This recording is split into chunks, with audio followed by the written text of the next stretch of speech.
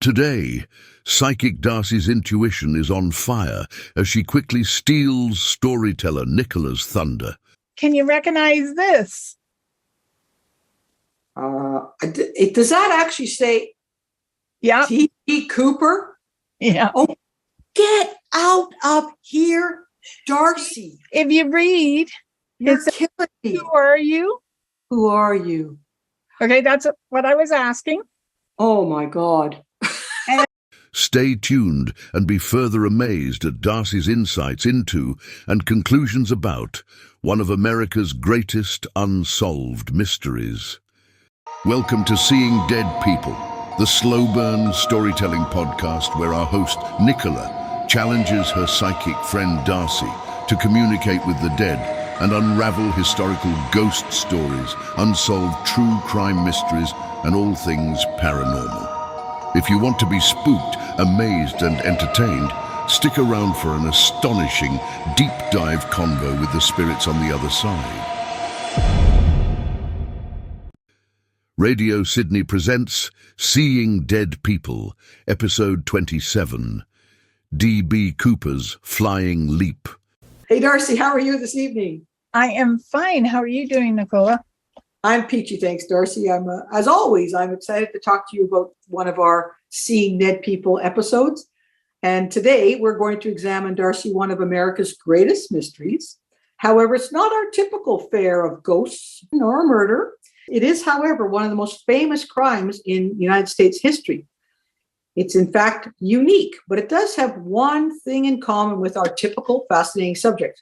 This American mystery has never been solved. Oh. So I'm curious to know how long it'll take you to twig to this subject matter, Darcy. And very much like our last episode where we talked about Marilyn Monroe, it was tough to provide you with any clues without, giving away the game. So I'm really being kind of mean today in what I'm giving you in our early photographs. So I'm just going to ask you if you've got any inklings already about what we might be talking about. Okay, so you're there, and when I opened the one email to say, okay, yeah, I can see the map.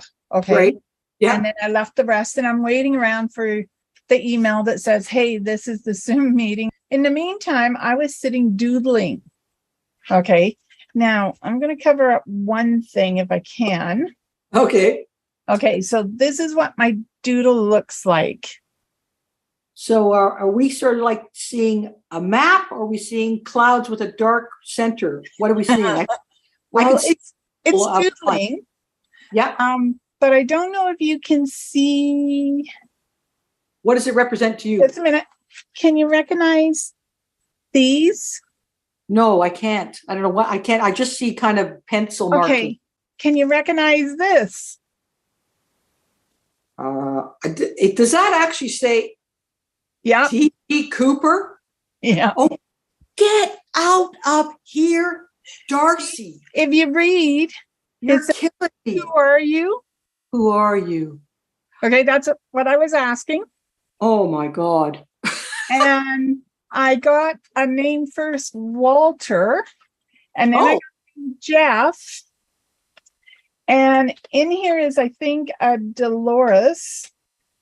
And all of a sudden they're my initials. Your initials. Think of it. DB is my initials. They are your initials. So I wrote down DB and I thought, my initials. Oh, I know who that is. Oh, get out. Well, that's just, that's the fastest ever. And you've just crushed me. I mean, my God, I was, working my way along here. Well, we'll go through the episode anyway, because I'm very curious as to what you think of D.B. Cooper. And I don't want you to tell me, because since you already know who we're talking about. I actually know nothing other than that he's famous. Okay, good. Don't tell me anything you know about him until we get through all we're going to talk about, okay? Because I don't want you to ruin it for the end either. I tried to fool you, or not fool you, delay your knowledge, and you show your psychic ability like a spear through the heart, I have to tell you. But sorry about that. It's great. Like, it's just astounding. I'm sitting here thinking, how on earth? And I guess it's not on earth. That's what it amounts to. You have this special something going on beyond the earth, in my opinion. So I can say we're going to talk about DB Cooper. And I call the episode, so you might as well know, DB Cooper's Flying Leap. So I'm going to give you a date, November 24th, 1971, and a locale. So here we are in Washington State, as you discovered. Have a close look at the photo number 1. It shows southwest Washington State, very close actually to Portland, which is just below that Vancouver city showing there. And it's Vancouver, Washington, not Vancouver, BC. I've highlighted, you'll note a little town called Ariel and a lake called Lake Mervyn. Now that area supposedly has significance to our storyline. Okay. If you get photo number 2, you'll just see, I want you to notice, now we're going to see a satellite view of the same area to give you a sense of the terrain. It's quite rugged looking. Exactly. Lots and lots of trees, not so many houses. No, it's mostly wilderness, mountains, trees, streams, rushing rivers. Yeah. Not conducive to humans wandering around easily. No, not at all. Okay. So then we're going to look at photo number 3, and I'd like you to read this for us because it's going to tell you a little bit about the man you don't know, but know his name. All right. Number 3. Yeah. Just a minute. All right. So it's a white male, mid-40s, 5'10" to 6 feet, 170 to 180 pounds. I'm going to say they might be a little out there because I'm thinking he's more 165. Okay. Average to well built, olive Latin appearance, medium smooth, dark brown or black, normal style. This is hair, obviously. Parted on the left, so he's right-handed. Combed back, sideburns, low ear level. Yeah, weird, eh? Okay, and I backed that out because it says on the flight he put on, and I didn't want you to. Well, I thought he put on a wig. No, we don't know that, but he put on wraparound sunglasses. He also had something else on, like there was something on his head, they're saying. Not the description, they being my guides. Oh, okay. All right, gotcha. Okay. There's something on his head. Okay. Okay. Put on dark wraparound sunglasses with dark rims. His voice was low, spoken intelligently. Okay, I want to know how they distinguish intelligence by a voice. Okay, well, you'll get a sense of it when you find out more about the storyline, how they determined that. Okay, no particular accent, possibly from Midwest section of U.S., heavy smoker, of Raleigh filter tip cigarettes, black suit, white shirt, narrow black tie, black dress suit, black rain type overcoat or dark top coat, dark briefcase or attaché case, carried paper bag 4 inches by 12 inches by 14, and brown shoes. Interesting. Right. Everything's in black and he chooses brown shoes. Yeah, I know. If you have any information which might lead to the identification of this individual, please contact the nearest FBI office, which would be found in the front of your telephone directory. And just so you know, it truly is in the front part of the U.S. telephone directory. Is it? And you know that how? Well, because I had to call them once. You called them. We'll have to talk about that. You called the FBI sometime. Okay, great. So that's a description of our guy. Okay. Well, I'm going to change a couple of things because I feel like he's also got some sort of padding around his stomach as though he's packing something there. Okay. Right. And I don't know anything about this case other than people have talked about how he jumped out of a plane. That much I do know. Yeah. Okay. And just out of curiosity, the briefcase, which I would have said maybe where he put his money, but I thought his money went in either a paper bag or a satchel. So are there wires somehow connected to this briefcase? There are. We haven't got there yet. There absolutely are. All right. I'll leave it there because that's all and I know they dubbed him DB Cooper, and that's the press. but that's really not his name. Correct. Absolutely. Okay, you're good. You're doing great. Okay. Okay, so you might get a sense that we have another locale. Something was discovered many years. So this happened in 1971. And in 1980, something was discovered. And the reason I'm telling you this way is that I was hoping you didn't know who we're talking about. And I was still trying to stop you from knowing. So something was found related to this event 9 years later. And if you look at our next photo, number 4, it shows Ariel. And then if you drop down, we see the actual town, Vancouver. Yeah. And to the right of Vancouver is Washougal River. And in Washougal River, something was discovered that related to this case. I don't think it's the satchel I'm looking at. Okay. I don't feel it's the satchel, but it is something that has to at least be waterproof. So it can't really be the paper bag unless it was a wax paper bag, because if there was a paper bag with, say, money in it, then it would have dissolved. At least a paper bag would have. Okay. So short of the money being wrapped in cellophane and being hooked out of the river, I would have to probably say this is money. I'm just trying to think of where I was in if that was 9 years later, that's 1980, right? Correct. I know I was in the Okanagan, but I don't think I had TV at the time. So probably I don't know enough about this case. Okay. Okay. Well, then it's good. You're going to get to learn a little bit more. So, but the bottom line for you is that near that purple X on this map, what was found was money. Ooh. Is that what you're saying to me? Not a lot.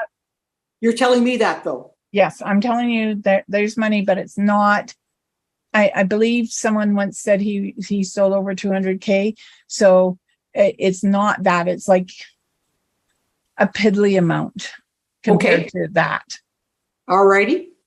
All right. Well, then look at the next photo, number 5, which is a shot of some of the bills, $20 bills. So they're badly composed US $20 bills. They were found by an 8-year-old named Brian Ingram along the Columbia River, where that little purple X is on the previous photograph. And it was only a few $1,000s that the young boy found. This is just a representative sample of the bills and in the condition that they were in. So you were right about the fact that there was money in that spot and the fact that it wasn't a lot of money, but it's curious that the money was found there. Well, it's even curious that the money, after that amount of time, you can actually see the face, the White House on some. Yeah, you can see it's Andrew Jackson. Yeah. You can actually read the serial numbers, which becomes important a little bit later.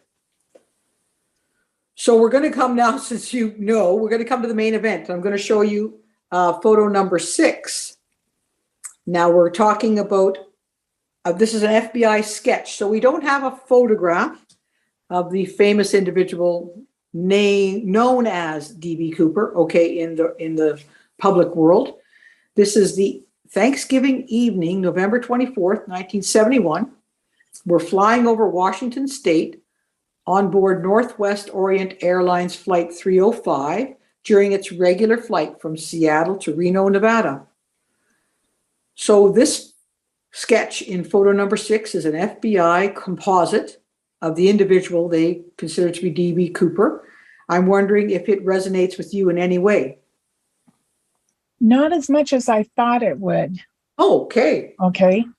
Because when I look at it, I sort of feel like, they got his hair flat. And it felt like his hair had more of a bristle feel to it. Oh, okay. Okay. And I could have sworn he had a mustache. All right. Okay. Not unless he just shaved it off before he got on the flight. It's similar, but something about the eyes aren't quite right, or the shape of the eyebrows. Oh, okay.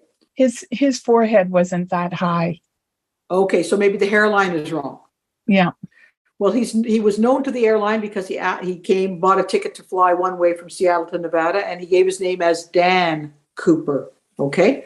Goes into on the plane, sits at the very back row in the middle, asks for a bourbon and soda, lights up a cigarette because it is 1970 after all, 1971. Yeah. And he awaits the takeoff. There's only really one element, other than the fact he's pretty well dressed in black, there's only really one element that's odd about him, and that is there are times during the flight that he wears these dark sunglasses. It's a cloudy day. He's on an airplane. So it's kind of an odd thing that he's wearing sunglasses. Once they're in the air, he turns to the stewardess who's right behind him, and her name is Florence Schaffner, and he gave her an envelope. Now, Florence is 23. She's very pretty, and she's pretty used to having male passengers hit on her. So she just takes the envelope and stuffs it, in her pocket, not paying attention, thinking he was asking for her number for a date. Yeah. But she just kind of ignored it. So he then says to her, "Miss, I have a bomb here, and I would like you to come and sit beside me." Oh, nice. Right. So Florence follows the orders, sits down beside him, and asks to see the bomb. He opens up the black attaché case, and inside she spies a bundle of red sticks, as she describes them, thinking they're dynamite, a tangle of wires, as you mentioned, and a battery. The man held a wire attached to this bundle in the attaché case and said he could easily detonate the bomb at any moment. So with a dreadful sinking of her heart, the young stewardess suddenly realizes that this man is hijacking her airplane. And at the time, skyjacking or hijacking was common in those days, and there were already 25 in 1971. Wow. But no security checks yet. Those were the good old days, right, Darcy? I think it's a bit different now. Yeah. So the hijacker told Florence, "I want $200,000 by 5 p.m. in cash." Now, by the way, Darcy, today that's worth about $1.5 million US dollars. So that's a good sum to be used as a ransom. "I want them put in a knapsack. I want 2 back parachutes and 2 front parachutes. When we land, I want a fuel truck ready to refuel." And he's looked her straight in the eye, and he's with his hand on the attaché case. And he said, "No funny stuff, or I'll do the job." So now let's learn a little bit more about this hijacker. Have a look at photo number 7. And these are 2 other composites made by the FBI. These are considered to be not as accurate as the one in the previous photo. I'm wondering if you see anything you were discussing, you thought that the composite wasn't quite right. What do you think of either of these? The same information is listed there, but there's two different kind of looks of D.B. Cooper. I'm sort of going with the one that's without the glasses. Okay. That one seems very similar to the other one, but the face seems slightly different. I still think the hairline is down a little bit more than what they have. Okay. The glasses make me think that either he had cataracts. Okay. Okay, so direct sunlight, that fog, that haze, like I have hazel eyes, of which in the haze and the direct sun, I can't do anything unless I put glasses on. Right. So they didn't mention his eye color, but they have it here as brown, but I'm sort of guessing maybe he might have had cataracts. Oh, okay. That's interesting. I wouldn't have thought of that. I mean, originally you think sunglasses might be there to disguise him, but he doesn't wear them all the time. So they're obviously not there for a disguise. Yeah.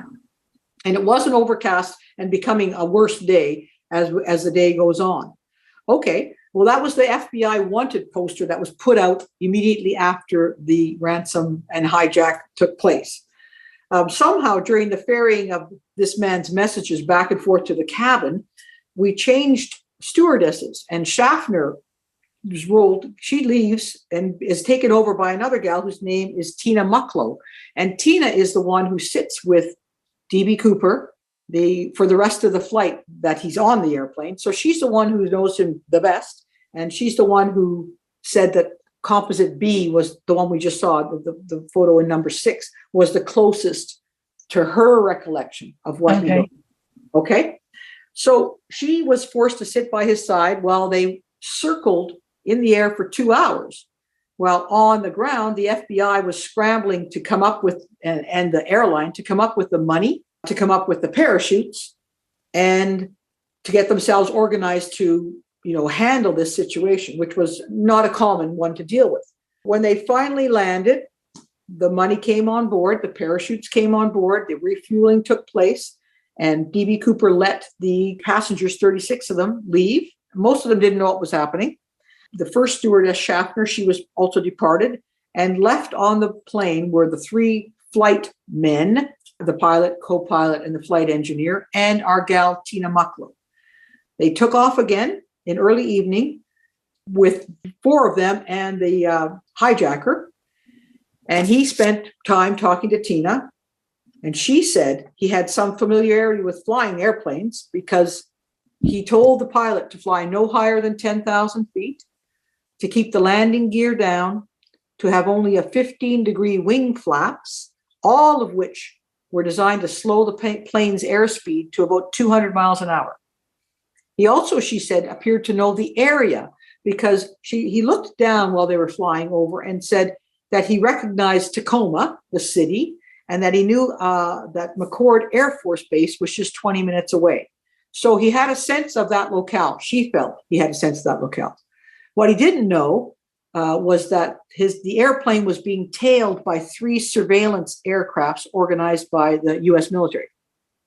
All were kept neatly out of Cooper's view.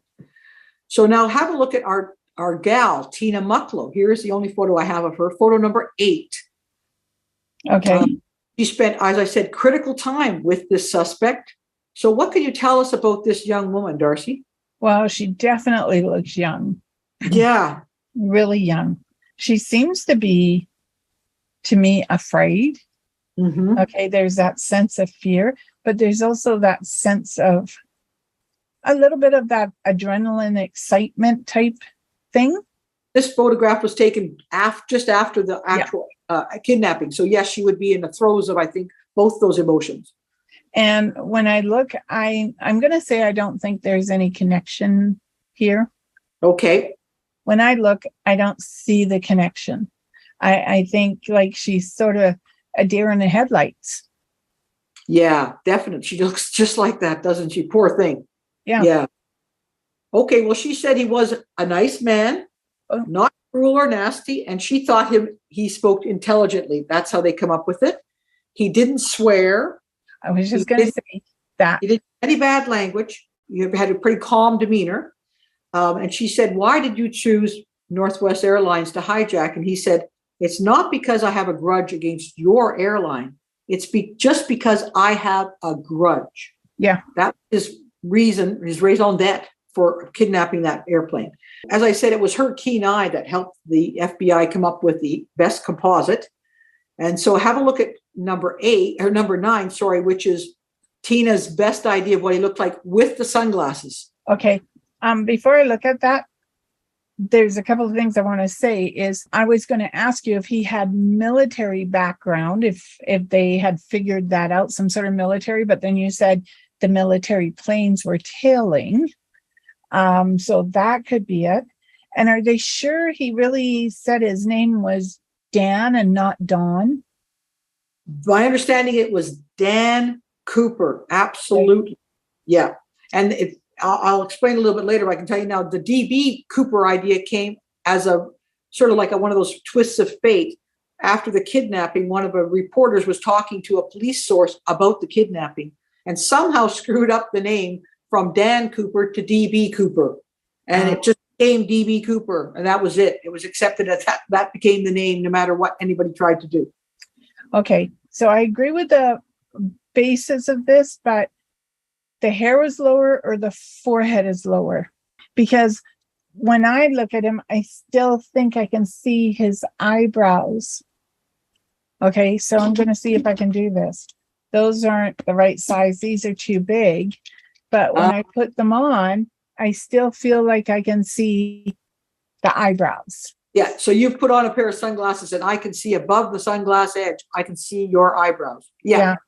Okay, so you're thinking either something's different. Yes, you were thinking his eyebrows were visible, so something's not quite right. Yeah. Okay. Well, I'm always amazed actually how anybody is able to tell a sketch artist anything. Oh yeah, me too. I mean, it's pretty remarkable. And when you think of this young woman, even though she spent I think probably over, 2 hours in the circling time frame. And then I think another 40 minutes on the plane before he disappeared.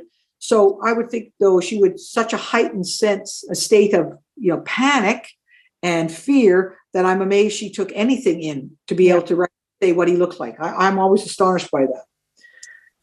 So our plane that they are in is what's called a Boeing 727. And it had, as I said, 36 passengers and 6 crew. Now, the reason D.B. Cooper chose this plane was very obvious. It was the only type of aircraft that had what's called an aft or rear staircase. Yeah. We're both of an era to remember. We used to board and get off planes, both the front and the back. Yeah. We don't do that from security perspectives much anymore. So that's another reason why they thought D.B. Cooper understood a little bit about the airline industry, or at least airplanes, because he knew that much. So if you look at photo number 10, it'll show you the plane that was similar to this plane was chosen by Cooper. And there is little aft staircase down as it flies. And it was amazingly able to be put into practice while the plane was in flight. That's what Cooper knew about, and that's what allowed him to exit the plane. So with a little help from Mucklow and the crew in the cockpit, Cooper learned how to engage the mechanism to drop the rear staircase. So he's got on board his $200,000. He's got 4 parachutes, and he's got his attaché case with a bomb. So he sends Mucklow, the stewardess, up to the cabin and tells her not to come back. And she's so relieved to get into the cabin and be safe from him. She's just thrilled. The crew stays in the cabin, and they don't look towards the back of the plane where he is. They don't open the doors. A few minutes later, they get a signal warning light that shows the pilot that the rear staircase has been deployed. So it has dropped down like this picture in midair. So we are now roughly at 8 p.m., Darcy. Okay. On November night. It's now raining, very windy. It's cold. We're 5,000 feet in the air.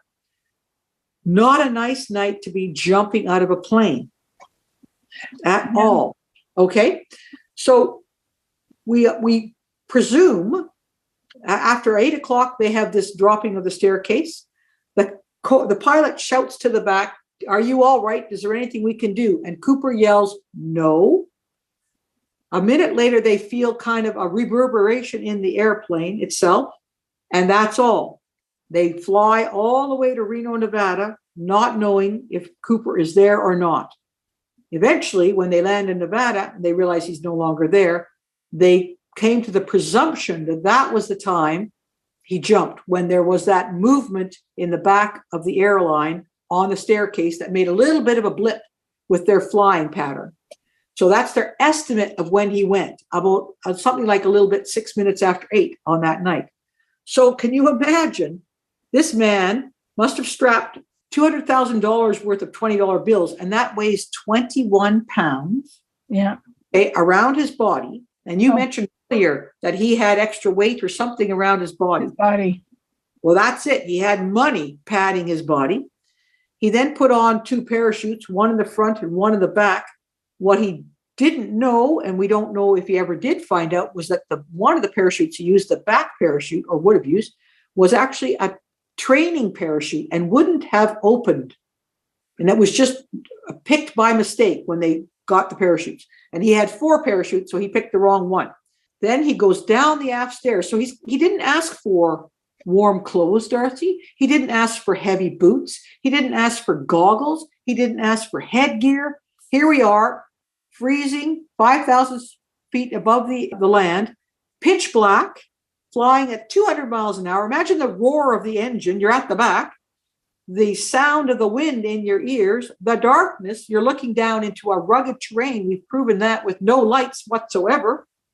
You're not wearing anything but a suit, regular shoes, and maybe a raincoat and a couple of parachutes, and you step off into oblivion. I mean, can you believe it? No, actually, no, because I'm going to ask, The very fact he asked for 2 parachutes of everything, right? He asked for 4 and he got 4. He got 4. Okay. So how do we know that was him that flew out the back? Well, we know that there was no one else on the airplane. 3 pilot types and the gal. The airplane was searched. There was no one else. When they landed in Reno, Nevada, there was no one else on the airplane. Okay, but there was cargo still. He was not found on the plane anywhere. Well, what I'm going to say is this. The first one out wasn't him. The second one out was him. Well, who was the first one? Because there wasn't a first one from anybody else's perspective. Nothing. There's no sign of any other person, Darcy. So who are you seeing? I see 2 jumps. The first one has the dummy chute and it's set up for the lever on the front to go off. Okay. Okay. The second one feels farther down the road. Okay. Like quite a bit farther down the road. Okay. A little more civilized is the word I'm going to use for it. Okay. So I'm seeing 2 jumps. Is it possible what you're maybe alluding to is that the fact that he might have sent off a dummy? Yeah, the first one. So would he perhaps just have chucked the 2 parachutes out? Would that cover what you're thinking? It could, because he could have strapped them together with that one bag of money in between, the paper bag that was 16 by 14. We don't know what was in that bag. Yep. Yeah. Well, there was money in it. Okay. It wasn't food, because then you could bring your own food on. Yeah. And I'm thinking there's a second jump. Okay. Now I can't say to you I know you can't. The other 2 parachutes were on board. I can't tell you that. So that's very interesting. I don't know. I haven't seen that in my research that they said the other 2 parachutes weren't found. Yeah. So if they weren't found, so your idea is perhaps that he threw the money off by itself and threw himself off afterwards? Oh, no, he only threw a little of the money off, approximately give or take $5,000 to $1,000. Then the rest that's strapped around him went. Okay. But didn't he get 2 sets of money? One from the passenger? No. Okay, then he's definitely got another idea here about how to get more money. Oh, okay. So maybe this wasn't going to be his only. Now, I'm going to say he died from the jump. There's no 2 ways about it. Okay, well, we don't know that, but you're telling us that. Yeah. Okay, well, we'll talk about what the FBI thinks and what the other people think. Okay. So the basic theory is D.B. Cooper has never been heard of since. Nothing has been found of him other than those banknotes that were found 9 years later, and they may be from your dummy push leaper, not leaper, but the set of 2 parachutes being thrown out with a little bit of money. Yeah. Now, why would he do that? Well, like any good crook, send him on a goose hunt. Okay, so you think he was trying to have a second dropping of something so that they would be chasing after that and not directly after him? Yeah, because you think of it, she said he sounded intelligent, and an intelligent person wouldn't lead them to them. But all right, but would an intelligent person step off an airplane in the pitch dark, 5,000 feet in the air with 2 parachutes on, and that's all? Okay, I know some really not bright, intelligent people that would. Interesting. Okay. It's called drop, because what if those sunglasses weren't just sunglasses? What could they possibly be? Night goggles. I mean, he sounds intelligent enough to have something in stored, and because they were so tightly fit, maybe he was checking out whether he could see things and how fit they were. Well, that's a very interesting observation and a possibility. Yeah, I hadn't thought of that. That he could have actually had some kind of manufactured special pair of night vision goggles in his sunglasses. Well, that's cool. I don't even know if that's possible, but it's certainly a neat idea. Well, if not, someone's now going to take the idea and run with it. Yeah. Okay, well, have a look at photo number 11, and you'll just see here's a representation of supposedly someone has jumped. And there he is. That's D.B. Cooper, that little squiggle. Or that's the other two parachutes with a little bit of money as our red herring coming out of the airplane. That's a good choice of words. Red herring. Okay, so he left behind on the airplane. He had a clip-on tie, black tie clip, and 2 of the 4 parachutes. So there you are. He left the parachutes on the plane. I forgotten I had that note. Okay. Our idea is blown out of the way, just the way D.B. Cooper was. Right. Yeah, but I still think that there's a possibility. Is it possible he jumped another time completely as a test or something? It could have been. Okay. All right. And he didn't ask the pilot to fly any specific route. Just, go to Nevada. Yeah, obviously, he knew he was going to go through Southwest Washington and go south as we go, but he didn't have a specific route. So you'd think there's no rendezvous site down there. There's no location he's trying to hit in his parachuting. But I think there is. This man strikes me as being planned. I do not believe he had them fly to Nevada just because he was going to take a chance and jump wherever. I think he knew where he was going to jump and where he was going to land. Okay. Do you see him landing in this rugged terrain? It feels smoother. Okay, so not so rugged. So not the area that they thought he'd landed in. No, because he could have got stuck in a tree. Absolutely. Ended up in the water and had the parachute suck him down. Yep. I'm feeling it's more a smooth, like he knew exactly where he was supposed to land. Okay, cool.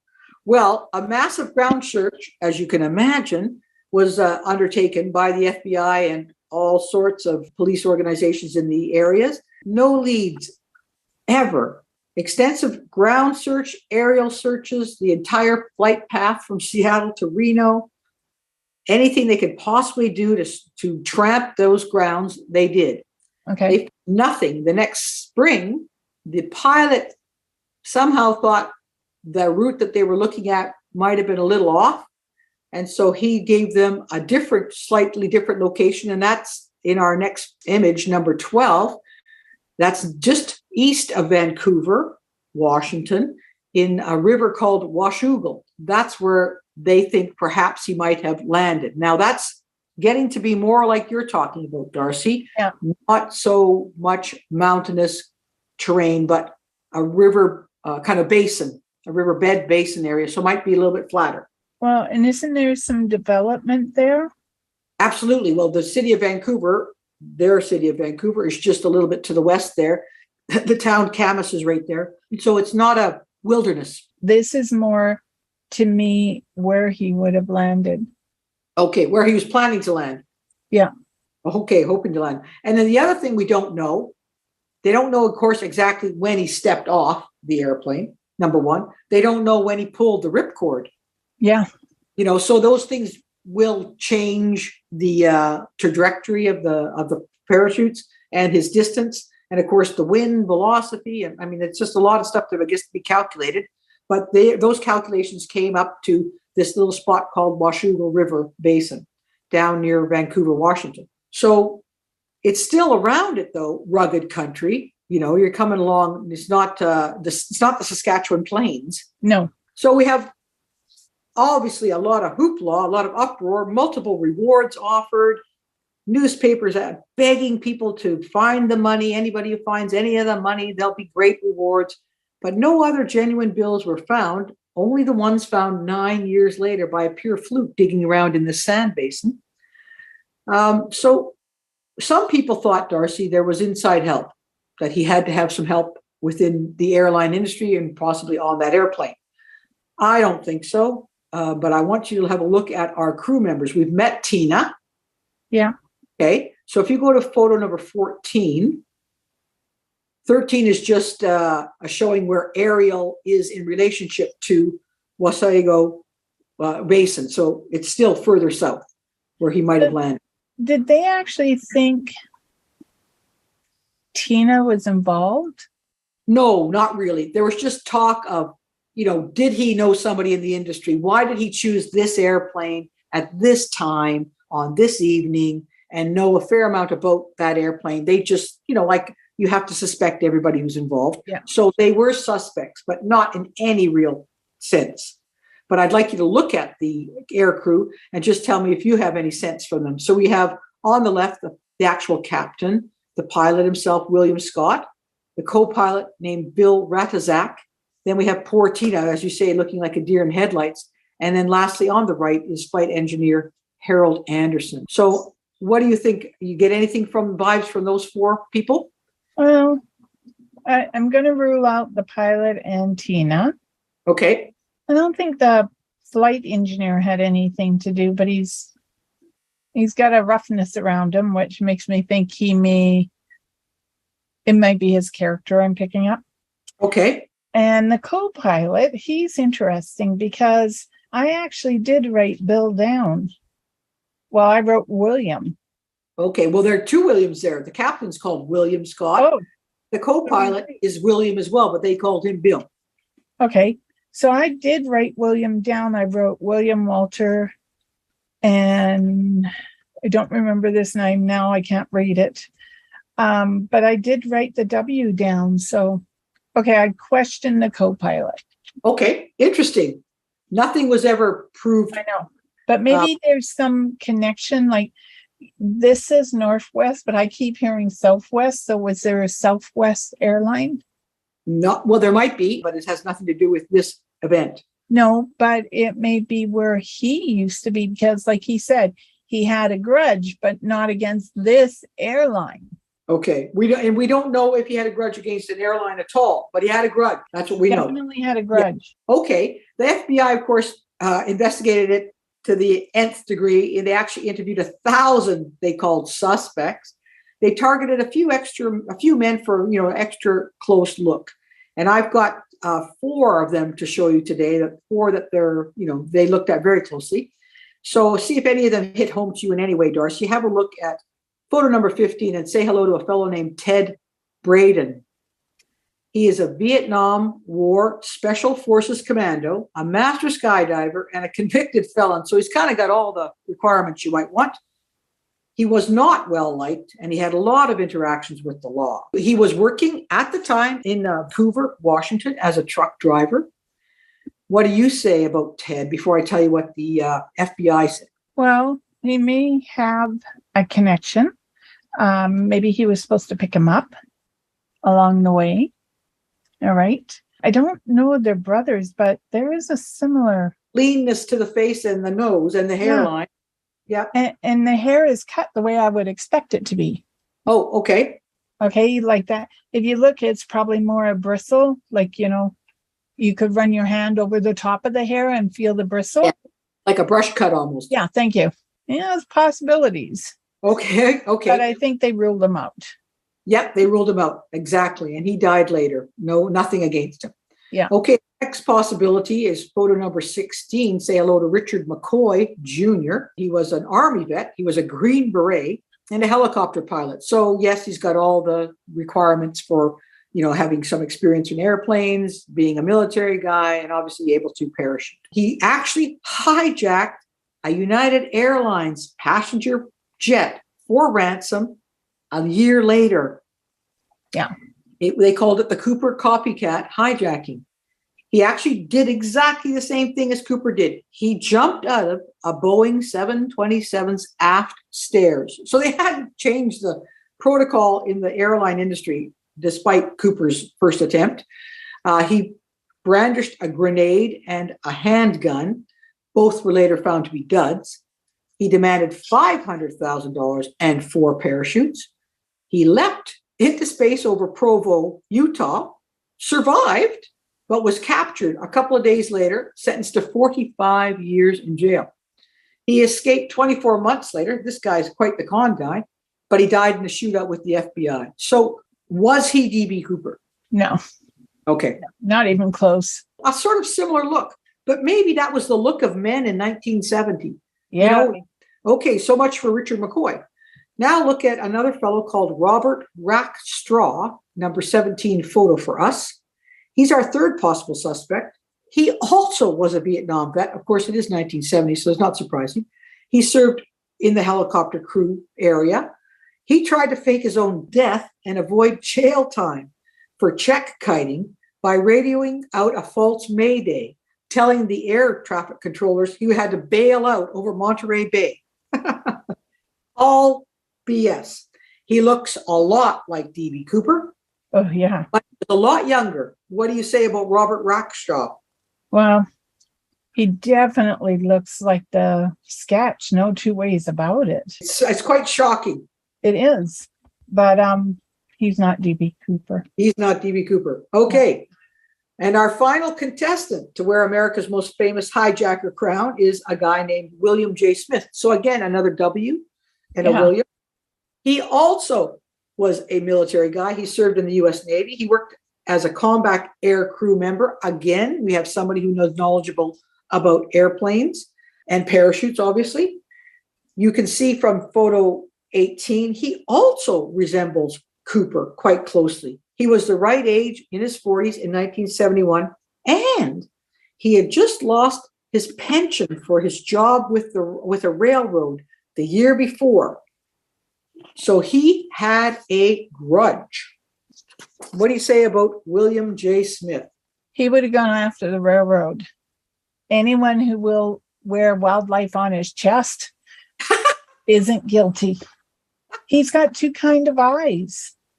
He does have kind eyes, and he is wearing a sweater with some, it looks like elk or moose on it, and some trees. A very Christmassy looking sweater, isn't it? Yeah. His energy is too nice to inflict that kind of pain on others. He would have done something to the actual aircraft while it was landed, but he would have gone after the railroad. Okay. So when you say that about the air, when you're looking at the sketches of DB Cooper, the two that we've seen, the FBI ones, they're only sketches, Darcy, so they're not photographs, but are you getting a sense of the man Cooper from them? Yeah. My feeling is that he thinks he has nothing to lose. Oh, okay. Okay. So if this works, this works. And if it works, he'd do it again and again and again. But I think there definitely, for me, is a miscalculation for himself. And I'll recorrect myself. I'm not sure he died on the land when he landed, but he definitely died on land. Okay. So you're saying the man we know as DB Cooper is dead. Yes. Are you saying he died around the time of this hijacking in 1971 or After the fact? Much after the fact, 20 years later, 2 days later? At least 15 to 20. So you're saying the man who skyjacked Northwest Airlines on November 24th, 1971, and stepped off that airline into space, survived the fall. Yep. That's what they're saying. That's what they're saying. Landed. He is hurt. Okay. Hurt. So they should have been looking for someone with, to me, a broken leg, compound fracture. He was hurt. Okay. But he survived and he made it beyond that. You're saying he actually made it to a time where he was well past the date of skyjack. Yeah. So the money's never been seen. It's never been used. Or I guess I shouldn't say that. You know, at the time, that's why the serial numbers were so important of those ones. Yeah, because they were able to track them. They were able to track them. But really, and I know I would imagine at the immediate aftermath of this hijacking, Darcy, like everybody who was in a store or anything, providing any service where you took cash would have been alerted, and they would have probably paid attention to serial numbers, right? Yeah. But how long would that kind of heightened alert go on? Maybe 2-3 years later, you start to slip the money out? Yeah. But if you slip the money out in little pieces instead of a big whack of money, you're going to have more success. Right. But nobody found anything. You know, you think of $200,000, that's 10,000 bills. Yeah. If he's any of them, other than the ones that landed in the river, you'd think somebody would have noticed and said, I've got one out of the 10,000. Nothing. Yeah. I'm going to Amazing. say he knew what he was doing. And he succeeded, Yeah. but he didn't do it again. I'm not feeling he did it again. Anyone else after the fact would definitely be a copycat. Okay. What do you know about him that would, as you said, he had nothing to lose, but I mean, what a thought process to think, to come up with the idea that I'm going to just walk off an aircraft in midair and I'm going to survive. I actually don't think he thought of it as that he's going to survive. He thought of it like, to my impression, bit of a gambler, willing to take the risk. And if he lived, he lived. If he died, it was never going to really affect him. Okay, so why was his life so tragically awful at that time? You have any sense of that? Well, they said gamble. Yeah, okay. My idea is that he probably gambled everything away. So he had his back against the wall. Yeah. Wow, you'd really, really have to be in serious doo-doo, in my opinion, in order to undertake such a nut event. Probably owed the wrong people money. Yeah. I guess if you had a choice between, being taken out the back and had your kneecaps shot off and then killed, to giving it a shot of jumping off an airplane, if you've ever parachuted before in your life, it might be worth the risk. Yeah. Personally, no. Why would anyone jump out of a perfectly good plane? Yeah, well, I don't know why anyone would parachute in the first place, but okay. Well, there are many repercussions for Cooper's big leap. His taking Flight 305 for ransom is the only unsolved skyjacking in U.S. history. It's inspired, of course, countless books, movies, podcasts now, and of course, treasure hunters. People are trying to find D.B. Cooper's cache of money. Yeah. Do you know where it is? No. Does D.B. Cooper? Or did D.B. Cooper? Yeah, he knows where it is. Okay. But, people thought it got caught in a tree. No. So he succeeded. I feel like he did. Wow. I also feel like he buried the money for a while. Well, that would make a lot of sense. Go, and as you say, if you were injured, you just go to ground, so to speak, hide out for a long time, if you could. But if you're injured, you got to get healed. You got to have money to be healed. He was a very distinctive looking guy. Somebody who just landed, I would think he'd look a little smushed having been in the air, but I'm amazed. I'm just amazed that no one has seen or heard of him. Just amazed. And yet you say he was successful. And yet I know that some of those theories is he's out there dead somewhere hanging from a tree. Right. You were thinking that D.B. Cooper was successful. I mean, he made the big leap. He may have been injured, but he survived the fall. He kept the money, and you think he lived beyond that year anyway. I do. I think at least beyond that year. Okay, maybe I can alter the time frame a little, but definitely there's a 2-year period here at least. Wow. Imagine going around not being able to say to people, I'm D.B. Cooper, I made it. You must have been killed. That would kill me. Yeah. I would think you'd want to tell somebody. You got to tell somebody. And if you tell somebody, they're going to tell somebody. And then your story's out. And he never did. Wow.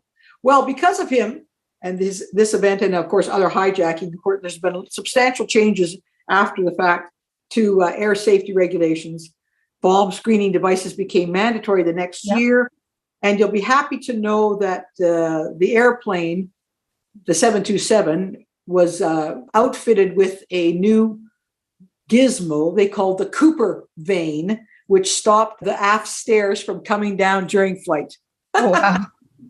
So he's not only is he a famous hijacker, he's got a bit of a airplane history attached to his name as well in this Cooper vane. Does he get royalty rights? I don't know. He'd have to stick his finger up and say, hey, I'm D.B. Cooper, send him to me. I know. It's interesting. Skyjacking at the time, when I mentioned to you, there were 25 in 1971, and I think like 100 the year before. They were mainly politically motivated. Yeah. Cooper's was the first one that was pure greed. So kind of changed the tenor of skyjacking. Yeah. Funnily enough, even so, he was considered a folk hero and still is considered a folk hero. He's a cult figure, kind of like a Robin Hood, ripping off the establishment for the little guy. He didn't hurt anybody. He did do that daring do heist that many people would love to have done themselves. And he beat the feds. He got the money and he got away. So I think if he ever had been caught, nobody would have wanted him to go to jail. No, probably not. Now there's no more big leaps into the dark, endless sky there, Darcy, because we've solved, the mystery, I think, of D.B. Cooper. And you've got to send me a photograph of your doodle, okay? Oh, okay. So I will add it to our photographs because, for you to have written D.B. Cooper and hold it up to the screen to me in the first 30 seconds of our conversation, that's the winner so far. You've beaten any other records you've had in the past. That's a good one.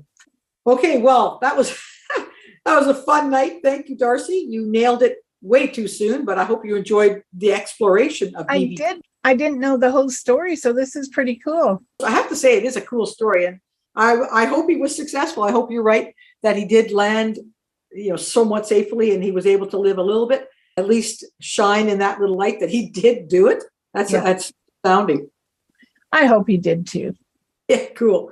Okay, thanks so much for your help as always. Lovely talking to you. Okay, you have a great night.